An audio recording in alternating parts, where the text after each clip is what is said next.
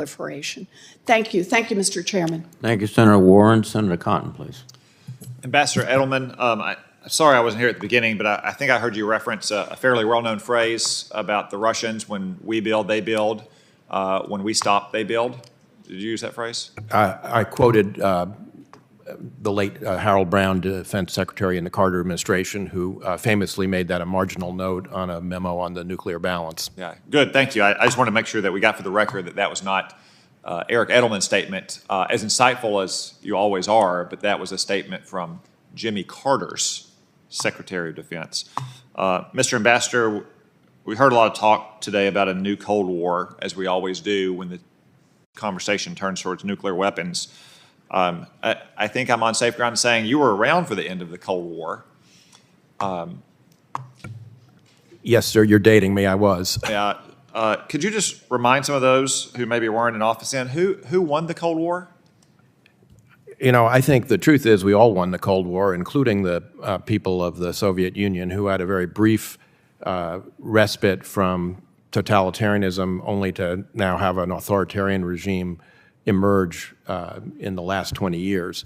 But it was, I would say that the conditions for the end of the Cold War were set by United States policy working with its allies. Yeah, and can you mention specifically the role that nuclear weapons and more broadly military strength played in the free world winning the Cold War?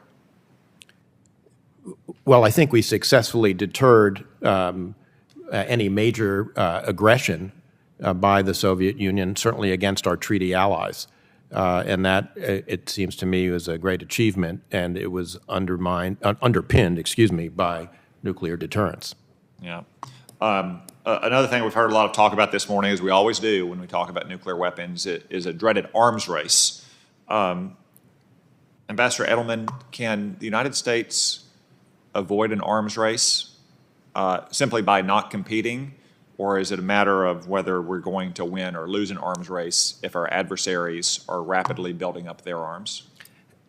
As I said in my opening remarks, our adversaries have been building a pace over the last 15 years, and we have been rather slow. I think all of the members of the panel here would agree that we have not been moving as quickly as we should to modernize our force. I think when it comes to the arms race issue, I think it's fair to say that we do not have to match everything that Russia does. There are things Russia is doing that I would not advocate that we match or do. For instance, we considered back in the bad old days of the Cold War a nuclear-powered cruise missile, and we abandoned the idea because it was too dangerous. If Russia wants to build a nuclear-powered cruise missile that spews nuclear radiation across northern Russia when it's tested, they can do that. We don't need to match it. But what we do need to do is make sure that we have the meet the fundamental requirements of deterrence, which, as Frank and I outlined in our opening statement, requires the ability to have an assured second strike capability. And I think all of us on the panel have said this morning that it ultimately requires the modernization of our existing triad.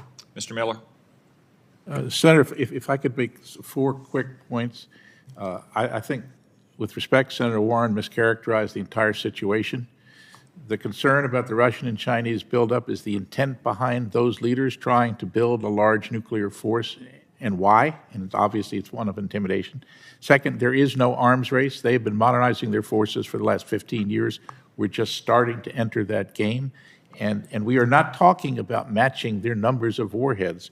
What we're talking about is modernizing our aging systems, which, is Ash Carter made clear to this committee, if we don't modernize, those systems go away. So we either stay in the deterrent game by modernizing our forces, putting in new forces to replace old ones, or we get out of the game.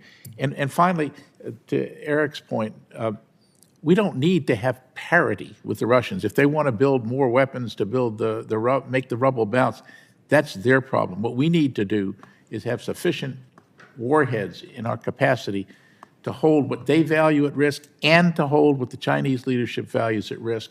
And in my judgment, 1550 does not allow us to do that. No, I don't think it does.